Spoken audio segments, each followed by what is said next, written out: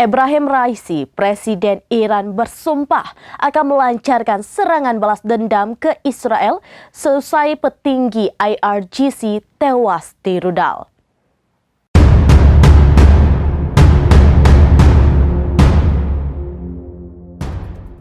Ebrahim Raisi, Presiden Iran bersumpah akan melancarkan serangan balasan ke Israel setelah sejumlah anggota Garda Revolusi Iran atau IRGC dilaporkan tewas akibat serangan rudal milik Israel di Damaskus, Suriah.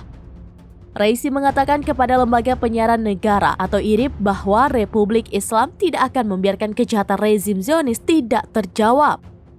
Pernyataan tersebut dilontarkan Presiden Raisi usai Korps IRGC yang merupakan kekuatan militer alternatif tentara Iran mengonfirmasi bahwa mereka kehilangan 5 anggota dalam serangan yang dilakukan oleh Israel. Sementara itu, sebuah sumber informasi mengatakan kepada Al Jazeera bahwa serangan Israel telah menewaskan seorang pejabat senior intelijen IRGC di Suriah dan asistennya yang saat itu tengah berada di dalam gedung tersebut. Sampai saat ini belum ada komentar dari Israel terkait serangan itu. Namun, juru bicara Kementerian Luar Negeri Iran, Nasser Kanaani, mengatakan serangan tersebut merupakan upaya nekat Israel untuk menciptakan ketidakstabilan di wilayah itu. Di sisi lain, Perdana Menteri Benjamin Netanyahu menyatakan ia melakukan segala upaya untuk menyerang Iran lantaran Iran menjadi salah satu dalang yang membantu serangan Hamas.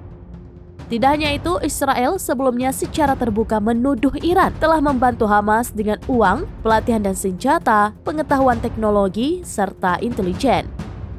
Alasan tersebut yang membuat Israel geram hingga terus melakukan serangan ke wilayah Suriah dan Damaskus dengan menargetkan sejumlah petinggi penting asal Iran.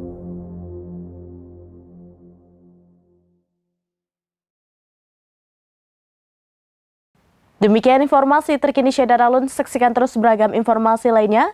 Coba like dan share seluruh akun serambinews.com. Download Tribun X sekarang, menghadirkan lokal menjadi Indonesia.